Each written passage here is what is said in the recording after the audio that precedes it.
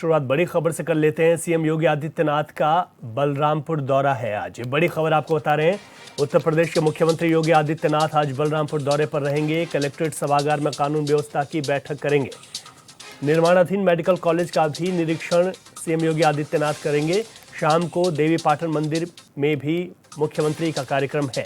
CM के दौरे को लेकर सुरक्षा व्यवस्थाएं कड़ी कर दी गई हैं। तो ये बड़ी खबर आपको बता रहे हैं, जहां पर मुख्यमंत्री योगी आदित्यनाथ का ये दौरा काफी महत्वपूर्ण दौरा है, जिसमें कई कार्यक्रम उनके तय किए गए हैं। मुख्यमंत्री के दौरे को लेकर सुरक्षा व्यवस्था कड़ी कर दी गई है। तो बड़ी खबर आपको बता रहे हैं, सीएम योगी आदित्यनाथ का आज बलरामपुर दौरा है। बलरामपुर दौरे में उनके विभिन्न कार्यक्रम तय किए गए हैं। कलेक्ट्रेट सभागार में कानून व्यवस्था की समीक्षा करेंगे, तो वहीं देवी पाटन में भी सीएम योगी जाएंगे। निर्माणाधीन मेडिकल कॉलेज के निरीक्षण का भी कार्यक्रम मुख्यमंत्री योगी आदित्यनाथ का तय किया गया है। देवी पाटन मंदिर में शाम को पूजा अर्चना का भी कार्यक्रम मुख्यमंत्री का रखा गया है।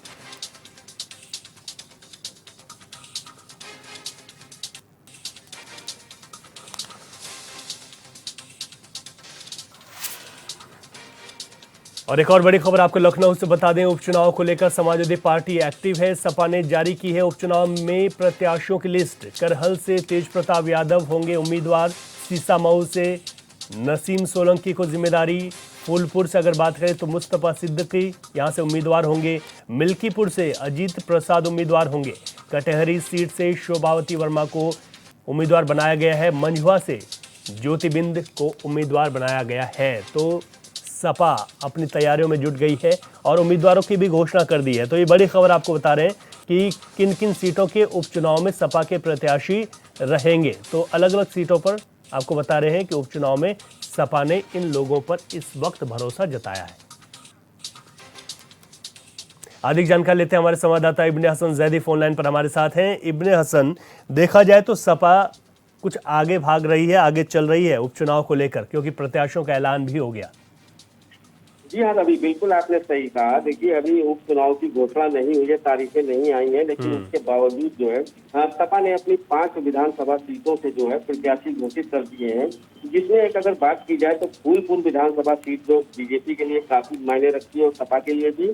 और वहीं अगर हम कानपुर की सीट की बात करते हैं तो सीसामऊ विधानसभा सीट जो बीजेपी के लिए भी जो है नाक का सवाल है यहाँ पर, क्योंकि बीजेपी ने यहाँ पर तैयारियां पहले से ही शुरू कर दी थी। इनके काफी नेता यहाँ पर आ रहे थे, प्रचार प्रसार में लग गए थे।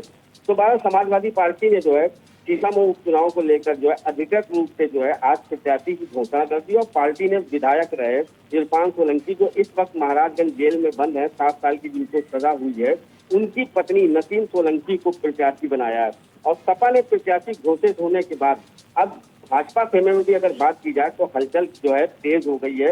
वहीं अब भाजपा के लिए भी कई चुनौतियां खड़ी हो गई हैं। अगर हम आपको बात करें तो एचएनएन ने इससे पहले ही बता दिया था, नसीम सोलंकी ने जो है वो संकेत ही दे दिए थे कि अब की जो है विधानसभा सीट सीसामऊ जो थी उससे नसीम सोलंकी ही लड़ेंगी चुनाव। ये पहले ही जो है एचएनएन को बताया जा चुका था। उसके बाद आज जो है अधिकृत रूप से उनको जो है प्रत्याशी बना दिया गया है। और अगर हम बात करें भाजपा के लिए तो नसीम सोलंकी के नाम पर मुहर लगने के बाद जो है भाजपा खेमे में नए सिरे से मंथन फिर से शुरू हो गया है। दरअसल नसीम को टिकट मिलने से एक तरफा जहां भावनात्मक, क्योंकि इनके पति जो हैं वो जेल में हैं, तो उसकी हमदर्दी वाले जो वोट होंगे जो इनके साथ जुड़ सकते हैं वो वोट मिलेगा। वहीं इरफान से जुड़े हिंदुओं का वोट भी पड़ सकता है। हालांकि भाजपा जो है हिंदू वोटर्स को सपा में जाने से रोकने के लिए पूरी ताकत झोंक रही है। वहीं अगर बात करी जाए तो उपचुनाव में समाजवादी पार्टी जो है वो भी कार्यकर्ताओं की एकजुटता का बड़ा संदेश देगी। पार्टी में नसीम के नाम पर चर्चाएं पहले से ही थी, लेकिन नसीम के नाम पर कार्यकर्ताओं में कोई विरोध नहीं था। हाँ। और अगर हम बात करते हैं संगठन से लेकर पार्टी कार्यकर्ताओं ने नसीम सोलंकी के नाम पर सहमति भी जताई है। जी रवि, बिल्कुल। इब्ने हसन जैदी, बहुत शुक्रिया आपका। आपने विस्तार से बताया कि इन सीटों में इन प्रत्याशियों का क्या महत्व है। बहुत शुक्रिया।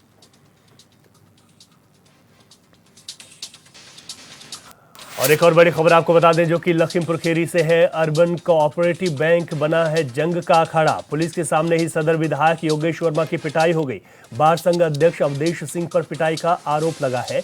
पुलिस पर मूक दर्शक बने रहने का भी आरोप लगा। मतदाता सूची फाड़ने पर विधायक योगेश ने यह आपत्ति जताई थी। मौके पर भारी पुलिस फोर्स तैनात किया गया है।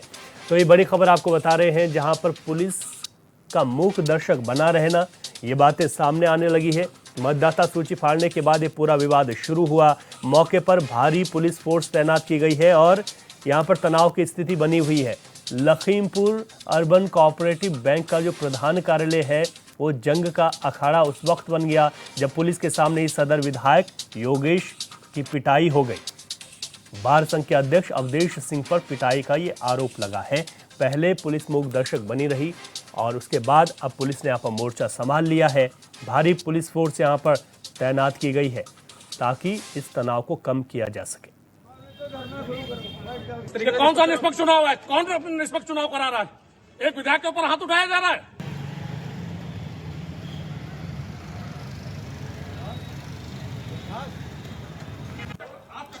पर्चे नहीं आप चेक करोगे? नहीं आप चेक करोगे?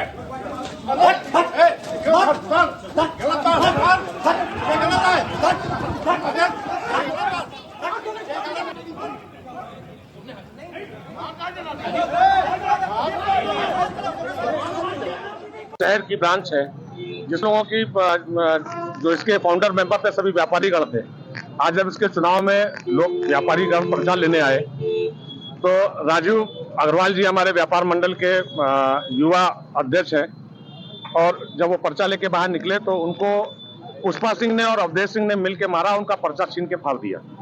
जब ये हमें जानकारी हुई तो मैं यहाँ पे आया और हमसे भी हाथापाई करने की कोशिश की। ये अवधेश सिंह बार संघ के अध्यक्ष इतनी बड़ी पद पे होने के बावजूद भी इस तरीके की हरकत करते हैं, यानी इतने सम्मानित पद, यानी एक वकील और वकील के द्वारा इस तरीके की हरकत करना क्या उचित है?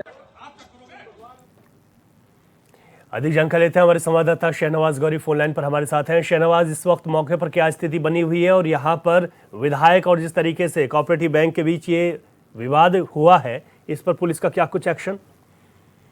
देखिए रवि, आपको बता दें कि अर्बन कोऑपरेटिव बैंक में सदस्य पद को लेकर जो चुनाव आज चल रहा था, आज यहाँ पर बवाल हो गया। बता दें कि सदर विधायक योगेश वर्मा का आरोप है कि प्रशासन निष्पक्ष चुनाव नहीं करा रहा है, तो वहीं जो पुष्पा सिंह जो अध्यक्ष पूर्व में रह चुकी है वो प्रत्याशी हैं, उनके पति और बार संघ के अध्यक्ष हैं, वो वहां पर मौजूद थे। विधायक का कहना है कि उनके प्रत्याशी का उन्होंने पर्चा छीना और फाड़ दिया। इसके अलावा मतदाता सूची भी छुपाई जा रही, तो इसको लेकर दोनों आमने सामने हो गए। तो वहीं आप वीडियो में साफ तौर पर देखा जा सकता है कि किस तरह से जो सदर विधायक बीजेपी से है वो उनके ऊपर जो है मारपीट की जा रही है और पुलिस मौके पर मौजूद है, क्योंकि कहीं ना कहीं एक बड़ी लापरवाही पुलिस की देखने को मिली है। क्योंकि आपको बता दें कि वर्चस्व की लड़ाई है और पहले से ही पुलिस को ये सारी चीजें जानकारी थी, उसके बावजूद भी पुलिस ने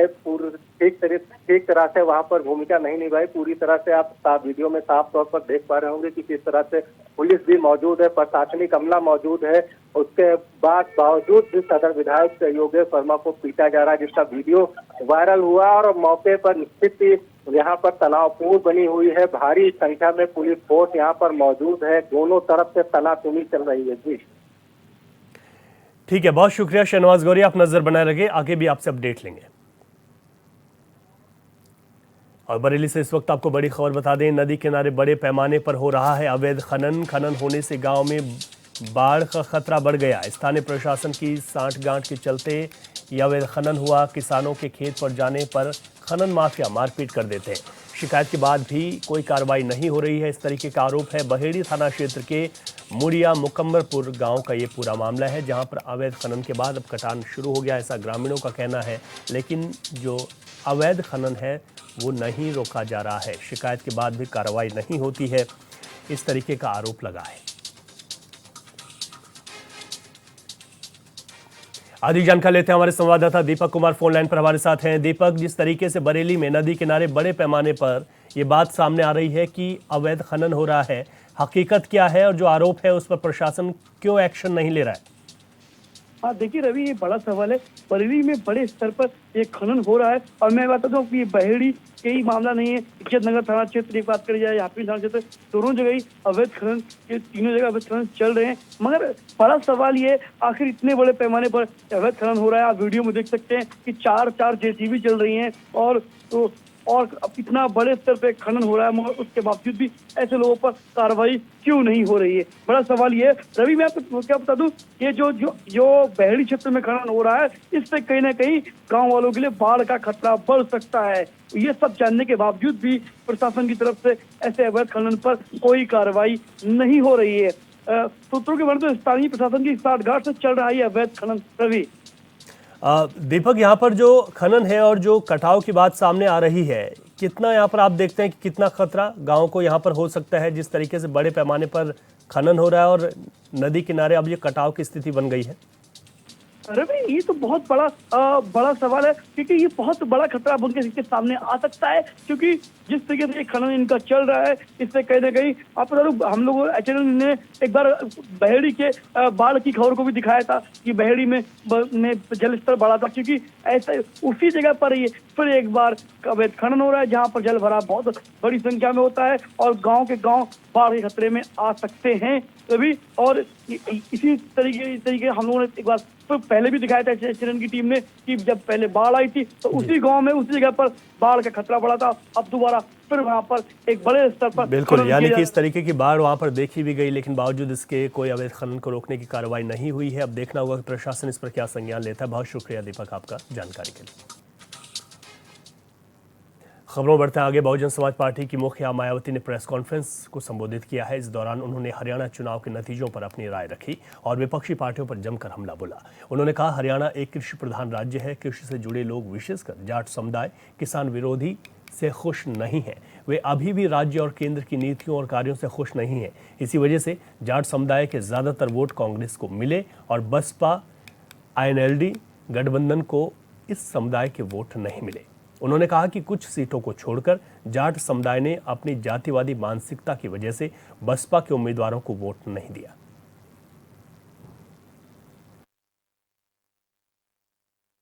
कल जम्मू कश्मीर व हरियाणा प्रदेश में विधानसभा चुनाव के आए नतीजों में हमारी पार्टी की जो स्थिति रही है, तो उसके बारे में मैं ये कहना चाहूंगी कि हरियाणा कृषि प्रधान प्रदेश है। यहाँ कृषि से जुड़े खासकर जाट समाज के लोग बीजेपी की केंद्र व राज्य सरकार की भी किसान विरोधी रही नीतियों व कार्यशैली आदि से कतई भी खुश नहीं रहे हैं और अभी भी खुश नहीं हैं, जिसकी खास वजह से ही बीजेपी को सत्ता में आने से रोकने के लिए इस बार जाट समाज का अधिकांश वोट कांग्रेस पार्टी को ही चला गया, जिससे फिर इनेलो व बीएसपी के बने गठबंधन को भी इस समाज का वोट एक आधी सीट को छोड़कर लगभग ना के बराबर ही मिला है।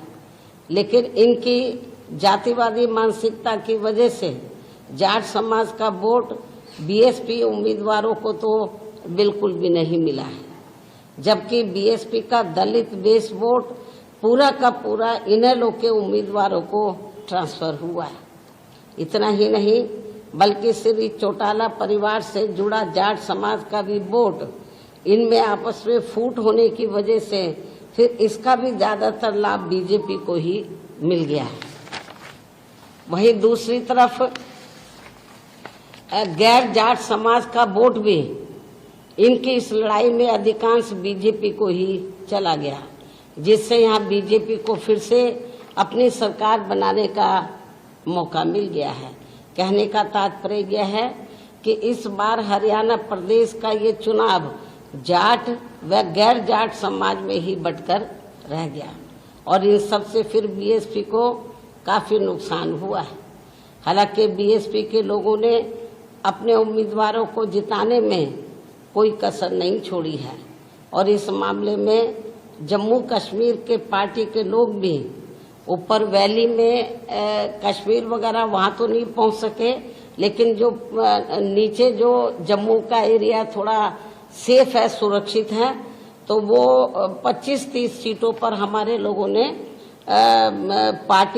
हमारे लोगों ने बहुत प्रयास किया कि पार्टी की बात आगे बढ़े और हमने कुछ कैंडिडेट भी खड़े किए हैं जम्मू रीजन में और वहाँ पर हमारे लोगों को वोट पड़ा है। सीट तो नहीं निकाल पाए, कुछ सीटों पर अच्छा खासा वोट मिला है।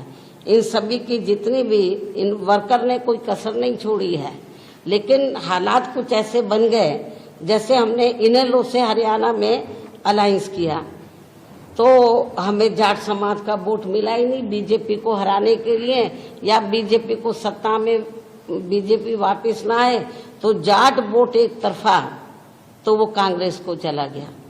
तो बीएसपी के कैंडिडेट को केवल दलितों का वोट ही पड़ के रह गया। यदि वो थोड़ा वोट भी हमें 2-3% मिल जाता तो हमारी कुछ सीटें जरूर निकल आती, लेकिन जाट समाज का वोट वो बीजेपी को सत्ता में आने से रोकने के लिए वो कांग्रेस को चला गया। और वैसे भी जैसे उत्तर प्रदेश में जाट समाज की जो मानसिकता है वो काफी हद तक बीएसपी की वजह से बदली है।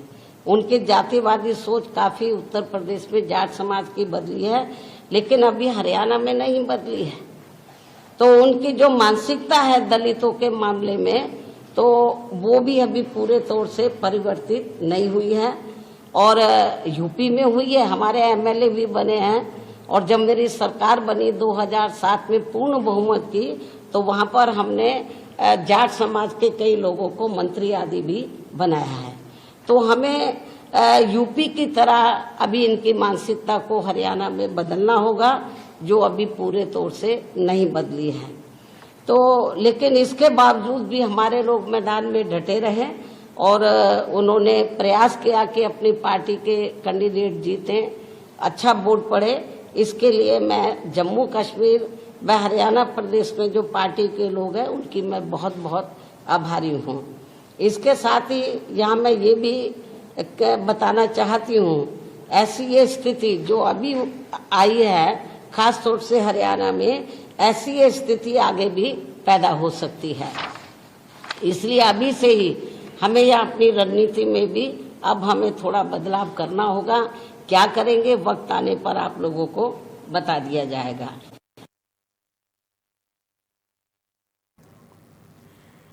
हरियाणा चुनाव के नतीजों को लेकर कांग्रेस प्रवक्ता अंशु अवस्थी का बयान सामने आया। अंशु अवस्थी का कहना है कि हरियाणा चुनाव के परिणाम से उत्तर प्रदेश में इंडिया गठबंधन के ऊपर कोई फर्क पड़ने वाला नहीं है। नतीजों के बाद यूपी के मतदाता और सतर्क हो गए हैं। उन्होंने कहा कि हरियाणा में जनता ने जनादेश के खिलाफ बीजेपी के लूट तंत्र ने सत्ता को लूटा है। हम मिलकर एक साथ मजबूती से चुनाव लड़ेंगे और 10 सीटों पर बीजेपी को हराएंगे। राष्ट्रीय नेतृत्व समाजवादी पार्टी के राष्ट्रीय नेतृत्व से लगातार संपर्क में है। सीटों की स्थिति को लेकर भी चर्चा चल रही है। हरियाणा के चुनाव को सभी जानते हैं कि भारतीय जनता पार्टी ने हरियाणा के चुनाव को लूटतंत्र के सहारे छीनने का काम किया है, सत्ता को हथियाया है। बच्चा बच्चा इस बात को जानता है। हरियाणा का पूरा जनादेश कांग्रेस पार्टी के प्रति था। 10-10 राउंड की वोटिंग के बावजूद, काउंटिंग होने के बावजूद पीछे आंकड़े किए जा रहे थे। तो इससे ये पता चलता है कि बीजेपी संविधान की रोज हत्या करती है, लोकतंत्र की हत्या करती है, लोगों के दिए गए जनादेश की हत्या करती है।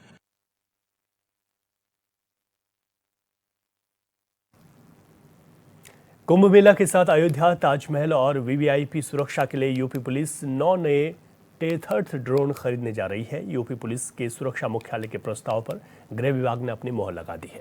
मुख्यालय 9 टेथर्ड ड्रोन खरीदने के लिए 4.61 करोड़ रुपए की मंजूरी भी दे दी गई है। गृह विभाग की ओर से जारी शासनादेश के मुताबिक एक टेथर्ड ड्रोन की कीमत 51 करोड़ रुपए प्रस्तावित की गई है। खरीदे जा रहे टेथर्ड ड्रोन में से एक श्राइन यूनिट अयोध्या के लिए होगी, जबकि एक गोरखपुर स्थित गोरक्षपीठ की सुरक्षा में लगेगा। एक टेथर्ड ड्रोन का प्रयोग आगरा में ताजमहल की सुरक्षा में भी किया जाएगा। शासनादेश के मुताबिक 2 टेथर्ड ड्रोन आगामी कुंभ मेले की सुरक्षा में रहेंगे, जबकि 2 वीवीआईपी सुरक्षा में और 2 सुरक्षा मुख्यालय में रिजर्व में रहेंगे।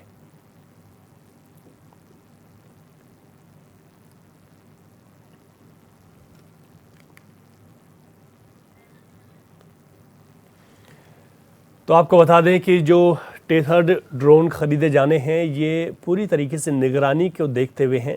कुंभ मेला, अयोध्या, ताजमहल ऐसी जगहों पर इन ड्रोनों के माध्यम से निगरानी रखी जाएगी। गृह विभाग की ओर से इसको मंजूरी दे दी गई है और ये एक वृहद योजना है जिस पर काम किया जाना है, ताकि जो वीवीआईपी हैं ऐसे इलाके हैं उनकी सुरक्षा व्यवस्था पूरी तरीके से चाक चौबंद बनी रहे।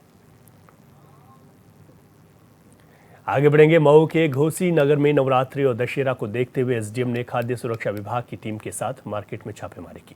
टीम के औचक निरीक्षण से व्यापारियों में हड़कंप है। टीम ने कई दुकानों से साबूदाने और सिंघाड़े के आटे के सैंपल लेकर जांच के लिए भेज दिए हैं, जबकि 9 किलो सिंघाड़े का आटा और 20 किलो साबूदाना सीज किया है।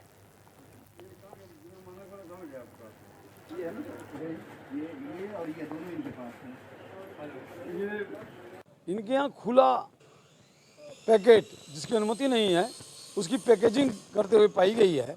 उसको 9 किलो 25 किलो सिंघाड़े का आटा सील किया गया है इनका, जो अधोमानक है ना। उसी तरह से साबूदाना, जिसको इसका ट्रेड लाइसेंस उसके पास नहीं है, साबूदाना का पैकेजिंग करने का, रीपैकेजिंग करने का।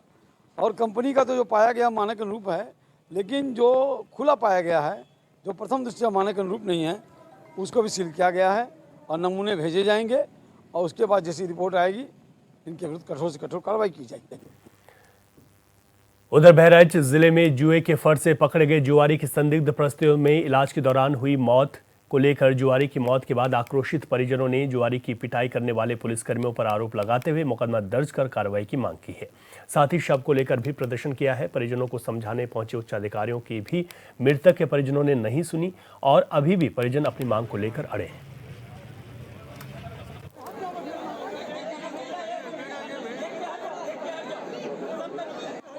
ये है कि मेरे भाई ने 10-12 लोग मिलकर जुआ हुआ, कुछ मैटर था क्या था, और उसके बाद में पुलिस ने छापा मारा।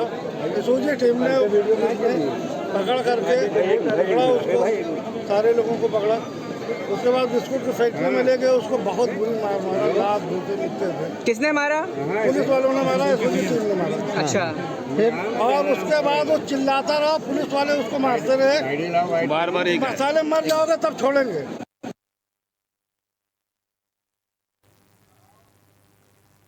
महाराजगंज जिले के भारत नेपाल की सोनौली सीमा पर सुरक्षा में तैनात एसएसबी जवानों को बड़ी सफलता हाथ लगी है, जहां जवानों ने नेपाल से अवैध रास्ते से भारत में प्रवेश करते समय एक ब्राजील के नागरिक को गिरफ्तार किया है।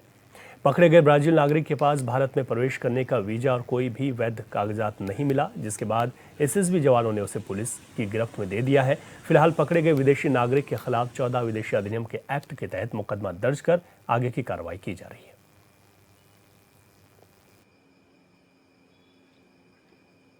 भारत नेपाल अंतर्राष्ट्रीय सीमा पर एक ब्राजील नागरिक जोकियम डोस सेंटोस नेटो को हिरासत में लिया गया है।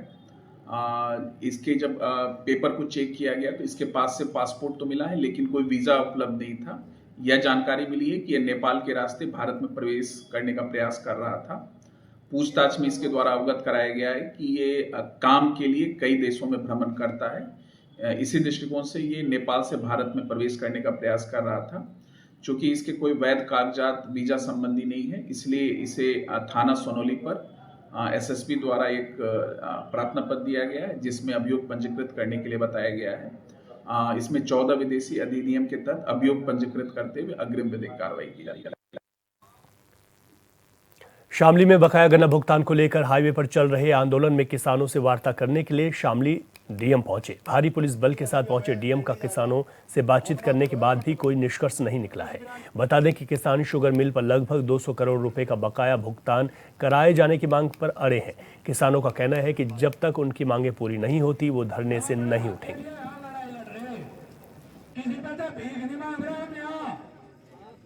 ऐसा है, यहाँ धरना चल रहा 2 दिन हो गए, तो ये अनुसार है अब भाई ने उठा दो।